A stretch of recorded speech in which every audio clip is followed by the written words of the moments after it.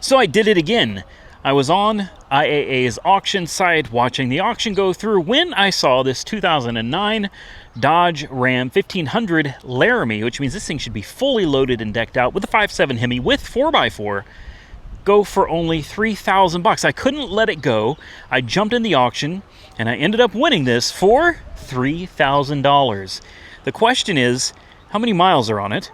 And does it actually run and drive? For $3,000, I really don't expect much. I'm very hopeful this is going to turn out to be a decent truck. I have not started it. I have not attempted to move it or drive it. It is sitting exactly where the tow truck driver dropped it off to me. I have the keys in my pocket, and the first thing we're going to notice is on the listing, it shows Pedal LLC.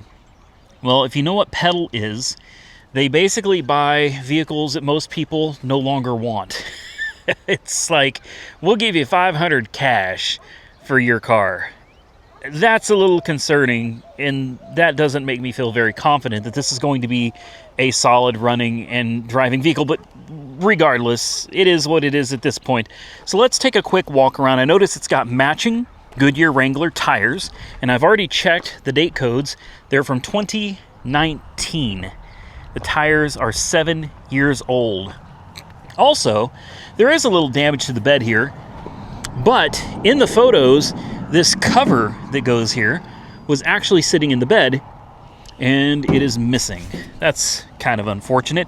Obviously, this truck was probably really loved by someone at one point in time in its life, and then somebody got it and ended up using it as a work truck. And I can't wait to see what the interior looks like on this. The reason I bought this is the same reason I bought my Raptor. I bought a 2010 Ford SVT Raptor over there for only $10,000, along with another Ford F-150 pickup truck over there, and this, because I'm considering getting rid of my 2025 Ram 2500. I bought it brand new. It's got 11,000 miles on it. Carvana offered me, I think, $52,000 for it. I owe $56,000 on it. So I could get rid of it. And to think, a Raptor for daily driving, pickup truck stuff, for 10 grand.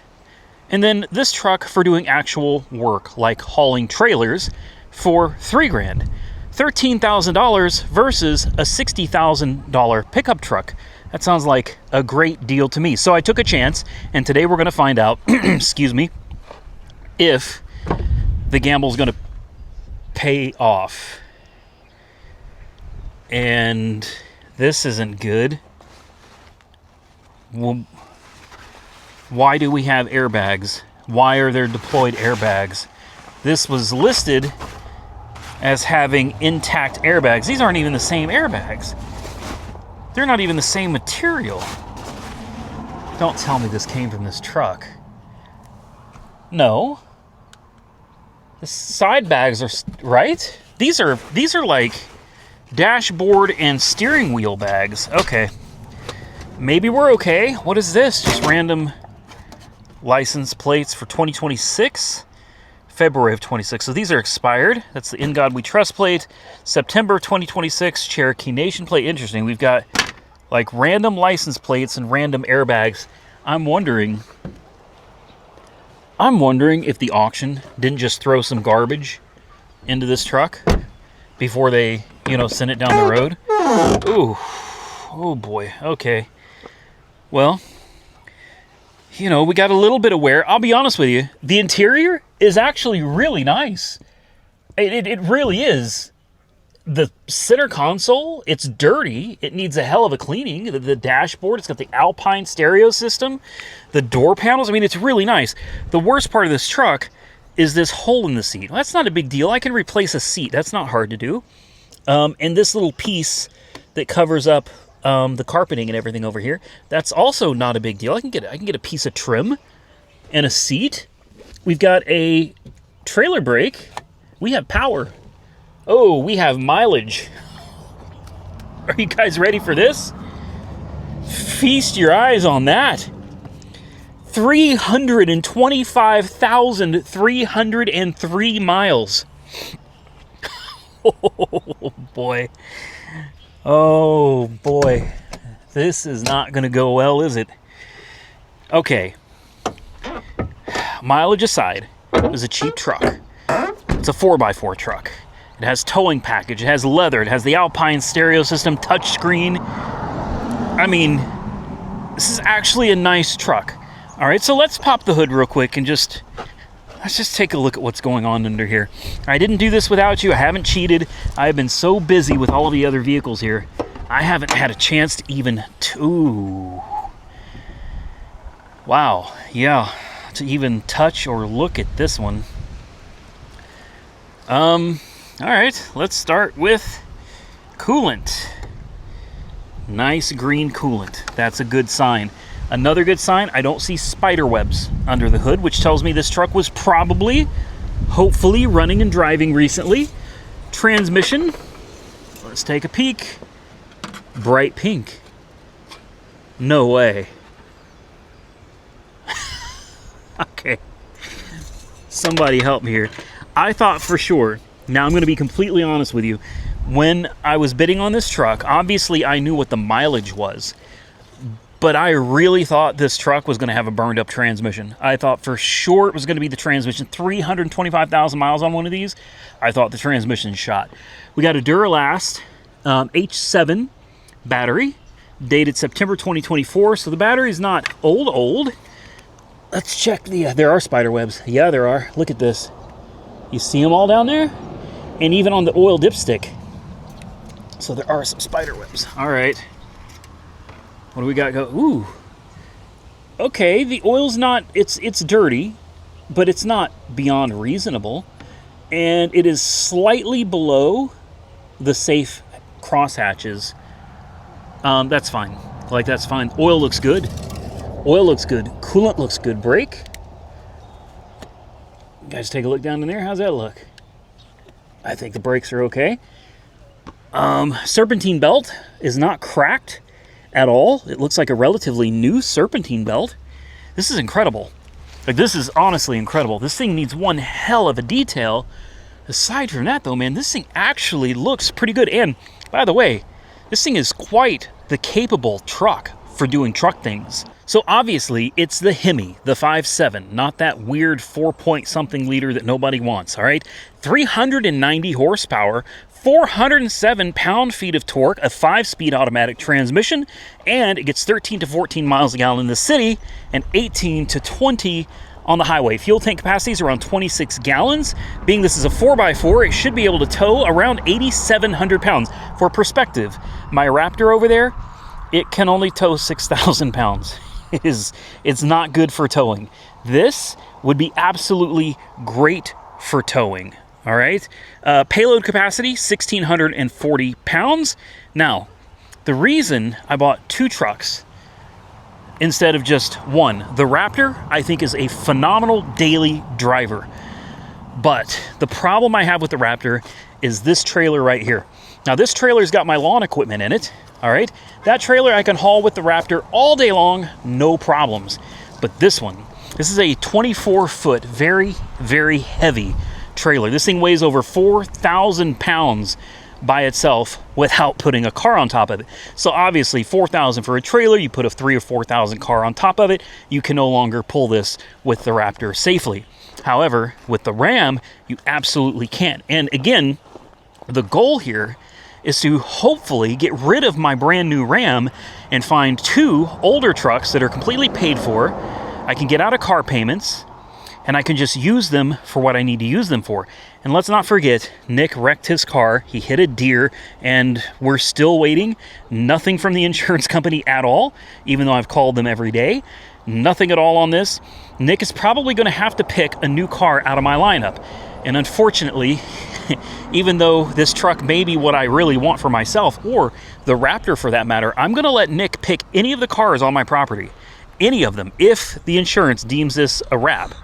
I'm going to let Nick pick any of these cars, which means even though I want the Raptor for myself and I want this for myself if it runs and drives, he can steal these from me if he so chooses. All right, I got the jump pack out here, the Noco AX65, because I have no faith this thing is going to just fire up on its own.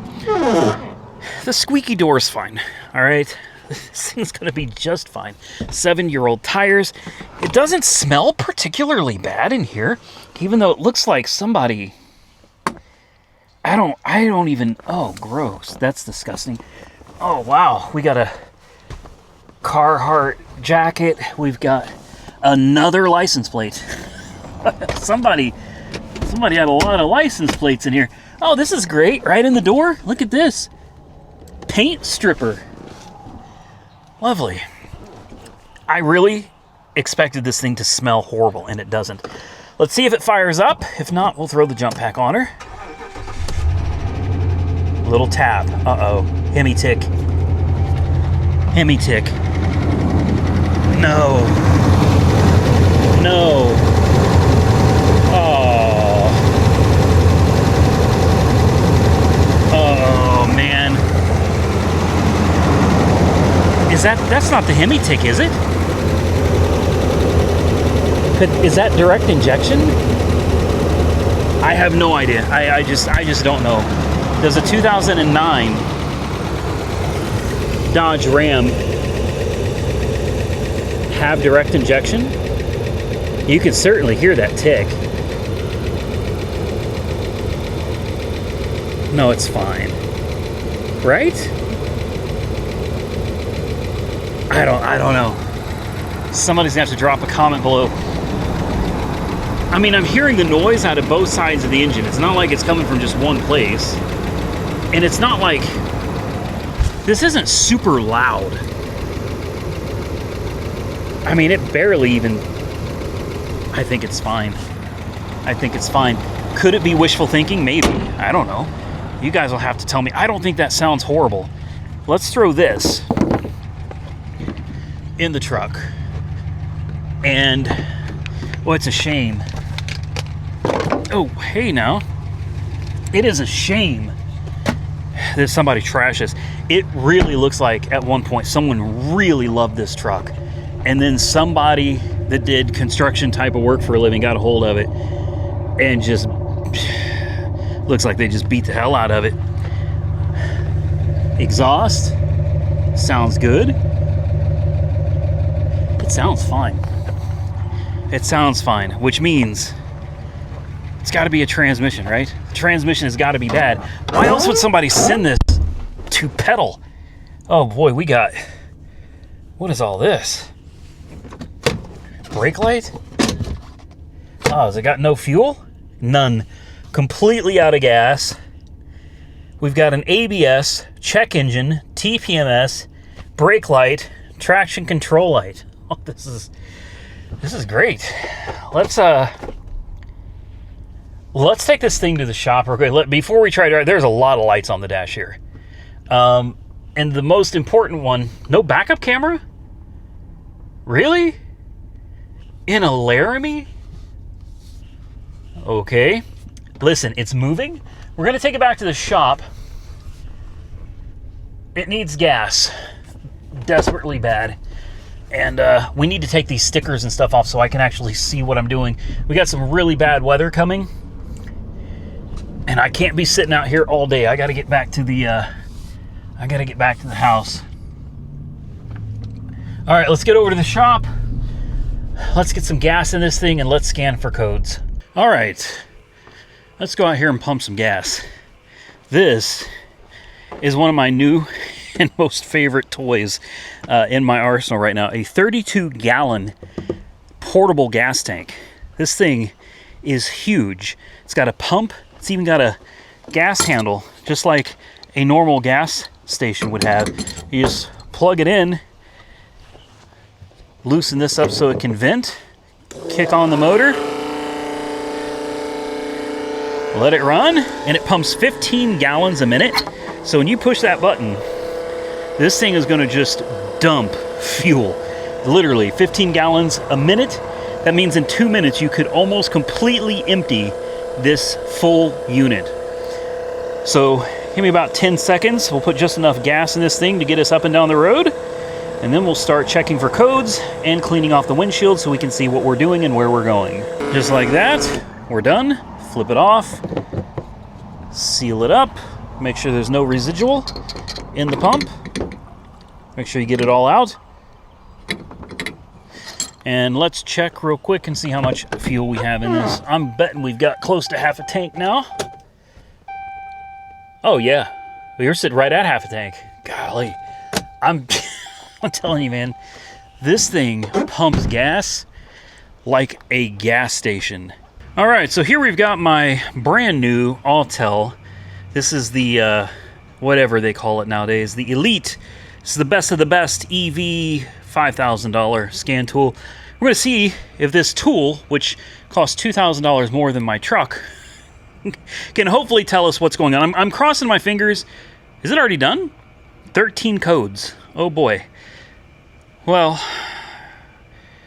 okay. Here we go.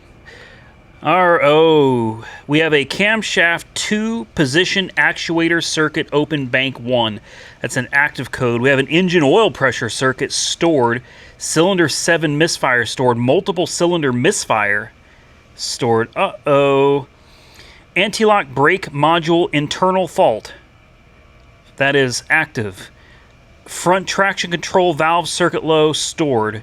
We have a blend door actuator. Cabin equalizer mismatch performance. We have 4 codes for TPMS sensors. An ECU reset occurred. Another ECU reset occurred. So let's clear the codes. So a camshaft actuator. So that's going to be relating to the variable valve timing on this, correct? Am I wrong about that? I think this is going to be relating to that cylinder deactivation that I was so concerned about. And then you get multiple misfires, and then you get a ticking noise. And guess what? Yeah, you guys have figured it out. So ABS, blend door, 3 TPMS sensors, and that's all we've got for now. We better bring this with us. The good news is, I didn't see any codes for the transmission. And what's crazy is, aside from that very slight ticking noise, the truck was running absolutely fine. Now, it's possible. It's very possible that the truck has dirty oil. Maybe somebody went too long without changing the oil in this thing, and it started wreaking havoc on things in the engine. This can be fixed. I use a Liqua Moly detergent for the engine. You flush it out, put a new filter, some fresh, proper viscosity oil. You have to use the right oil in these. They know if you're lying. All right? And sometimes they'll come back.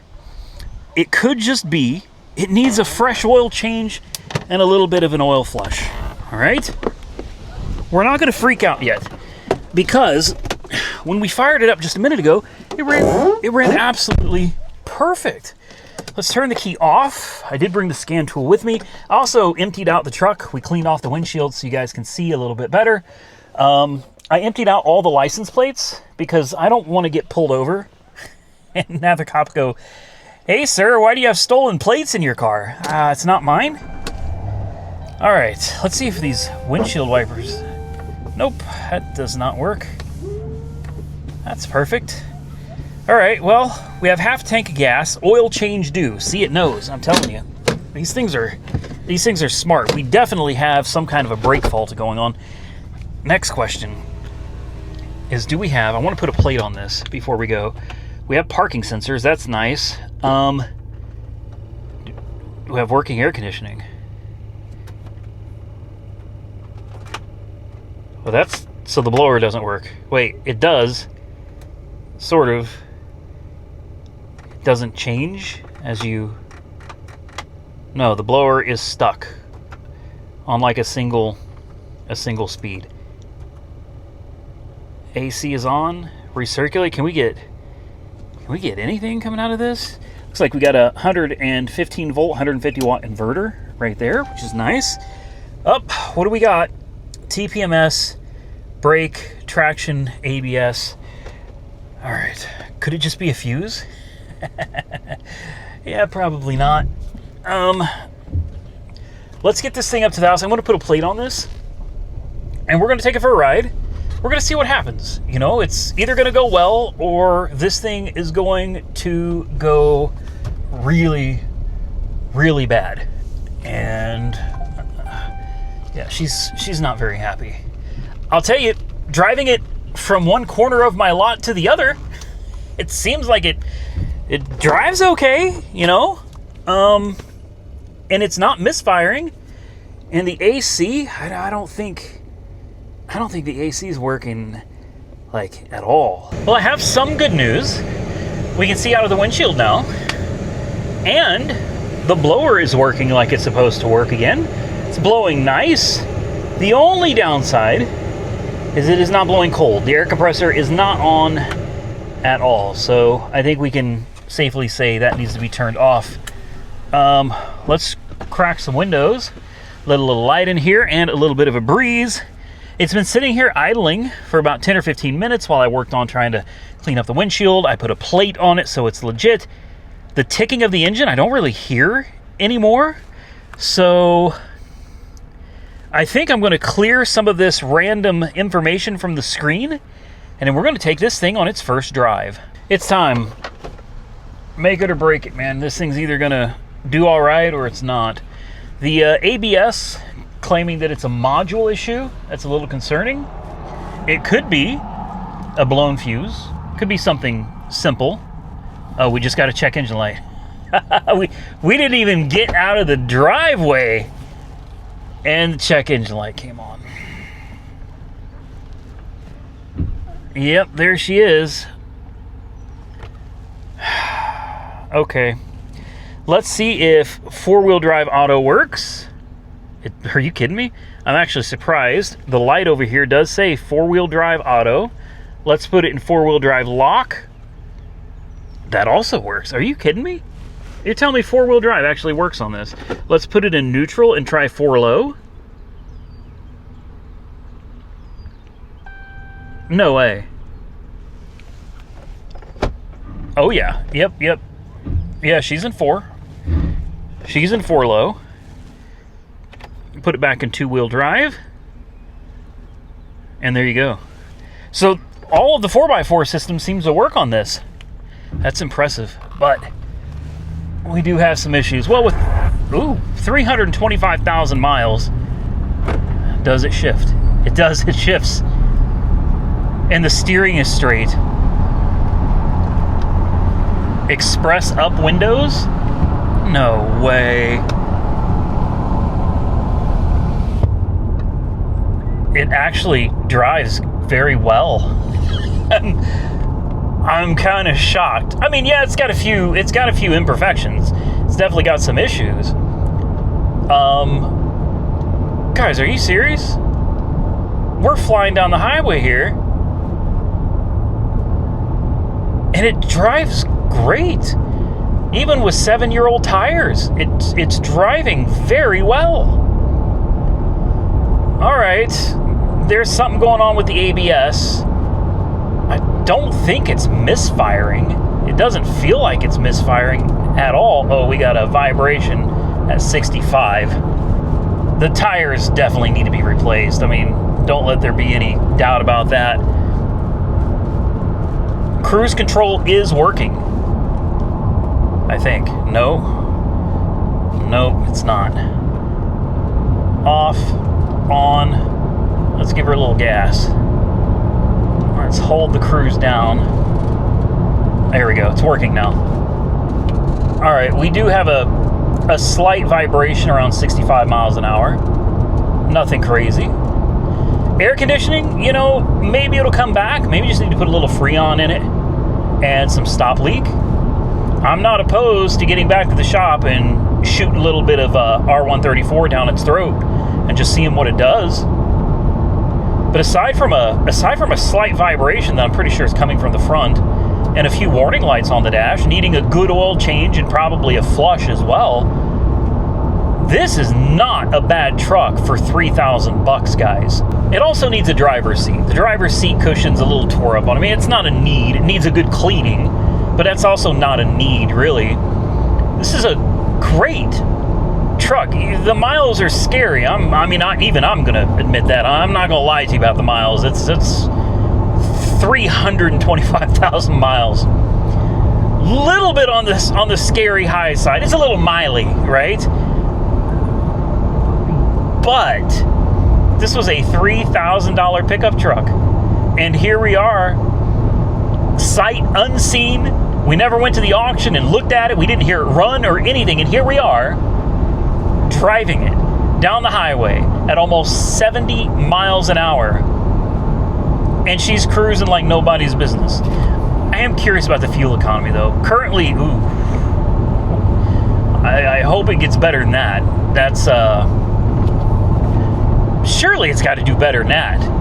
It's currently averaging 12.7. My Raptor actually gets far better fuel economy than that. No flashing check engine light. We will run the codes again when we get back just to see what it's got stored in the computer. But no flashing. Doesn't feel like it's misfiring at all. It's actually running and driving really, really well. I'm beyond shocked. This for $3,000 is a hell of a deal. I can pay my detail guys about $160. They'll come out here, do a complete interior steam clean, leather treatment, wipe down the dashboard and the consoles and everything. They'll make this truck look respectable. In fact, if I just let them do the whole detail, it's probably like $200, maybe $240. They could probably make this truck look damn near new again. We're almost to the 5 mile mark. Once we get there, we'll get out, walk around it, check for any smoke, for any leaks, and then we'll make an attempt to get back to the house. Definitely have a front rotor that's crying for help. I was going to wait till we got here, but as soon as I hit the brakes, the front end started doing the shimmy on me. So let's flip this thing around and let's get out and take a look. So the brakes are great, but there is it's kind of a wobble. You know what I mean? When you hit the brakes, the front end does wobble a little bit.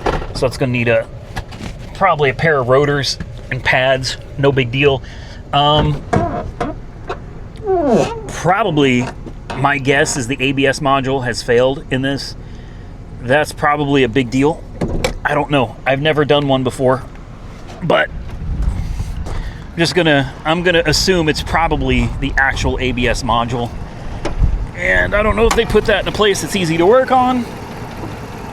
If it's in a place that's not, it's right here, I think. Yeah, there's your ABS module right there, your ABS pump. So it's not in a bad location. Looks relatively easy to get to. We want to check fuses and relays and everything first. She is purring like a kitten, and that noise that I heard earlier, I don't hear it anymore. No.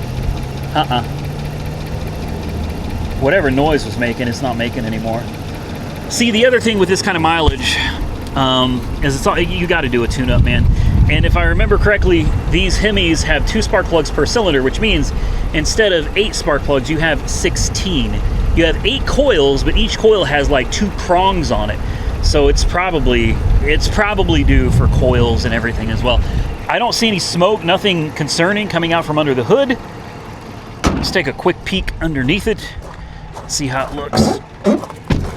Little oil. Oh yeah, you know, those tires are they're cracking. Oh wow. Boy, that's filthy. The transmission pan is definitely showing its age for sure. I don't see anything actively dripping anywhere, but that transmission pan is just covered in gunk, man. So 325,000 miles. That is absolutely incredible. Part of me is super impressed, and the other part of me is super concerned, because could you imagine hauling around, behind this thing, 7,000 pounds of weight, making this thing actually do that kind of work, that kind of labor, with 325,000 miles on it? I don't know about you guys, but for me, that's a little scary. I was really hoping to see those fuel economy numbers go above 12.7, and it's just not. I'm also surprised going over all these bumps. The suspension is not making a whole bunch of noise. It doesn't seem like it's particularly pissed off with me or anything. All right, let's get it. No traction control, so she'll just spin the tires. It shifts strong, and it runs strong. I think what we're gonna do, let's slow it down, and let's just kind of gun it a little bit just to see how it reacts. I want to make sure there's no slippage in the transmission. We'll probably light them up.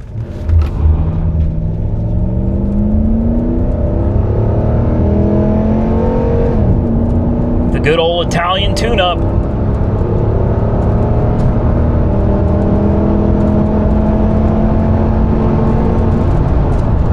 All right. Transmission is strong.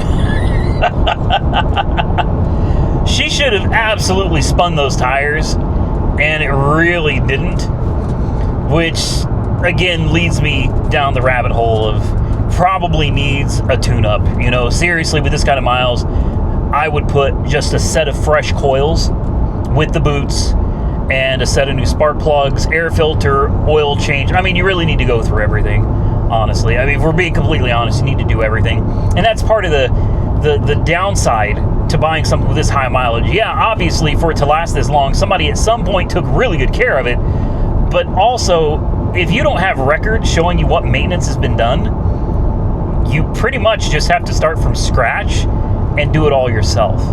Let's get this thing back to the shop. Let's see if we can shove some Freon down the fill port. See if we get some air conditioning working in this. Let's run the codes again and see what she's screaming about now. And hopefully we don't have any misfire codes. And by the way, we just passed 13.1 miles a gallon. So I almost hate to admit this, but this truck actually is more comfortable than the Raptor.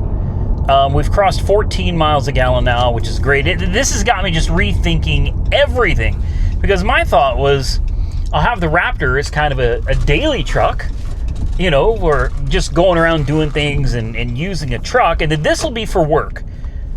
But now I'm kind of wondering, does that even make any sense? Because this truck rides better, handles better, just overall seems to be, I don't want to say it's a better truck, but for what I'm trying to do, do I really need to spend the extra $10,000 on the Raptor? I could just use this. Imagine that if all I needed was this one truck, $3,000 for this truck, put a set of tires, brake pads, an ABS module in it, an oil change, fluids, just minor work here and there, all stuff we can do right here in the shop. What will I have in it when I'm done? $4,500? Maybe $4,500 into a truck that is capable of doing everything that I need it to do without needing a second truck. And the best part is, this thing is one of the most comfortable pickup trucks I have driven in a long time. I kid you not, as soon as I clicked off the camera, it died. No warning. It didn't stutter. It didn't fumble. It didn't just like and die. It just turned off. I turned the camera off and it shut off on me.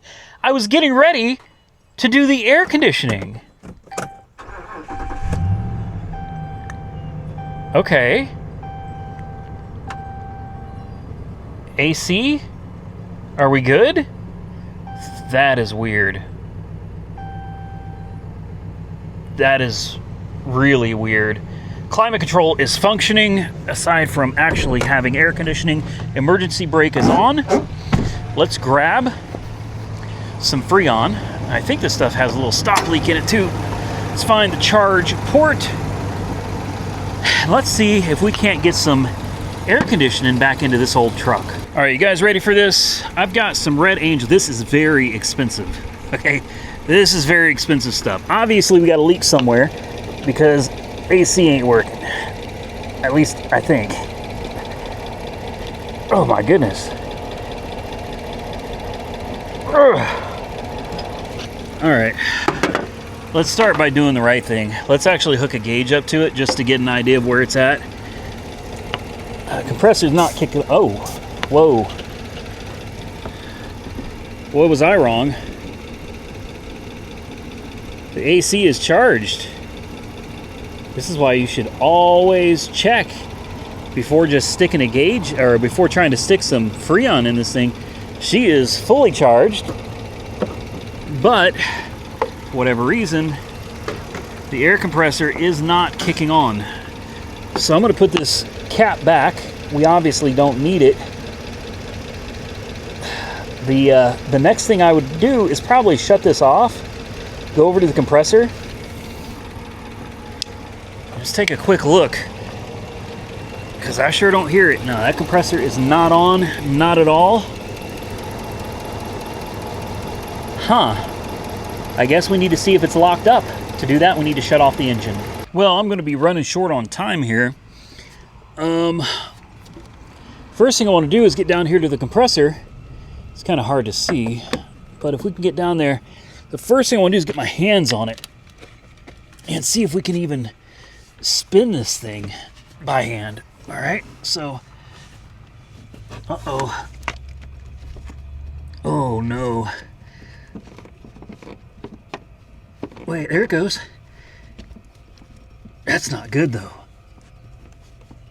That's kind of a... Oh, that's a bear to turn.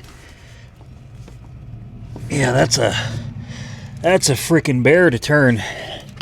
And then next, there should be a plug down here. It's probably worth just checking out. Way down here at the bottom, there's a connector right here, and it's covered in mud and crusty as my hand is on it right here. And that is what will engage and disengage the compressor. I'm trying to pull it off. That sucker is stuck. All right, I was able to get that plug off, and it was just full of mud and dirt. So let's try to start it. Let's kick on.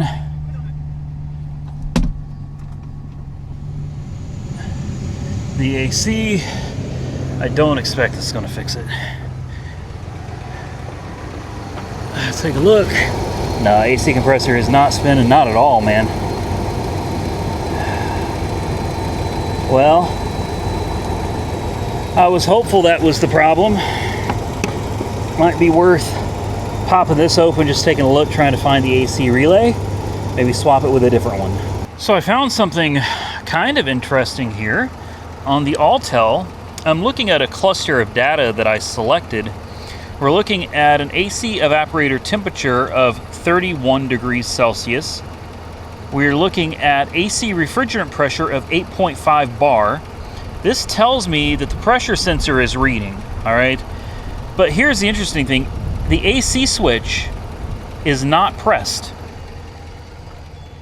So even though the panel in here shows that the AC is on, right there, it says it's not pressed.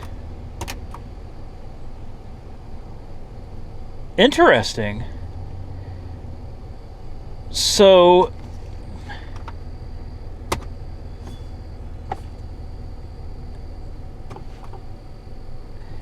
it's whoa, that came out of nowhere. So it almost seems like, even though this is showing that the AC is pushed, you can clearly see it's got a little snowflake right there. The computer is not realizing that this button is pushed, which kind of narrows it down to a problem within this unit itself. And I'm telling you earlier, I did push it, and I heard it, and it seemed like the air got cold, and then it just went right back away. I don't know if I could just sit here and push this over and over again, and maybe eventually it'll come to life. All right, you ready? Let's push it again. Let's just see if anything happens here. I don't expect that's going to fix it. I now have a sneaky suspicion that the entire issue with this is nothing under the hood. It's actually this switch. Let me show you. It's dark, it's late, I need to get out of here. But you can clearly see, and I did check all the fuses. All the fuses are good. It says right here, AC switch is not pressed. Interesting. So, one more time. I'm going to come over here and push this button. Hold on. You see, watch this. Now it says it's pressed because I'm holding it in. Hold on. But if I let go of it, oh, come on, give me cold AC. It's still not giving me cold AC. I'm gonna have to give up. This is unfortunate. I was really hoping to have this figured out tonight. I got the AC to come on. It actually came on and it was working. And now we're back to it not working again. It only came on for maybe 10 or 15 seconds before it died out again. I want to sit here and just hold this switch for just a few seconds and see if it does anything. I have read that it could be something within this actual module itself. I have read that it could be the TIPM module under the hood because it controls the relay. There's no external relay. It's built internally to the TIPM module, which is just a pain in the backside. It's not working. This is not working. So we're going to go ahead and shut it off. We're going to shut it down, and I'm going to call it a night after we run these codes real quick. And let's just see what kind of codes we've got sitting in here after this test drive. Here we go, fault scan. Let's see how many problems we come up with. Oh, HVAC. Interesting, okay. Let's see.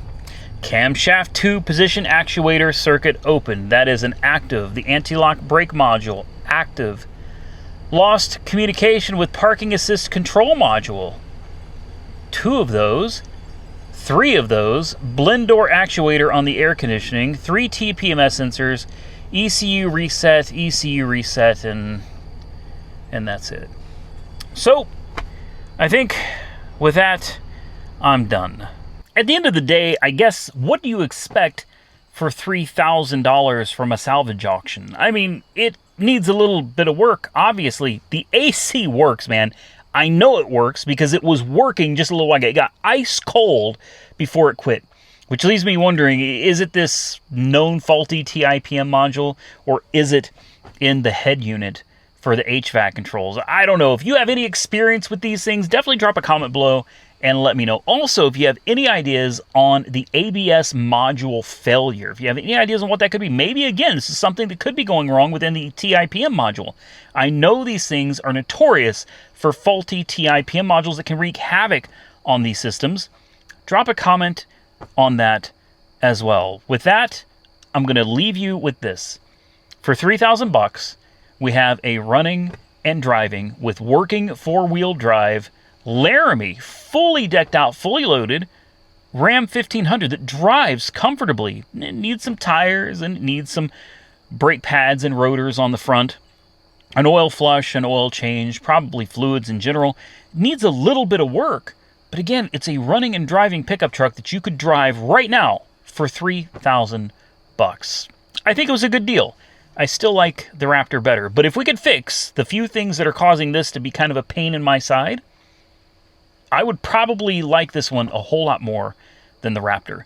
If you enjoyed this video, hit the thumbs up button and let me know. Consider subscribing to the channel if you're not already subscribed. And until next time, stay safe out there, everybody. I look forward to seeing you all again very soon in the next one.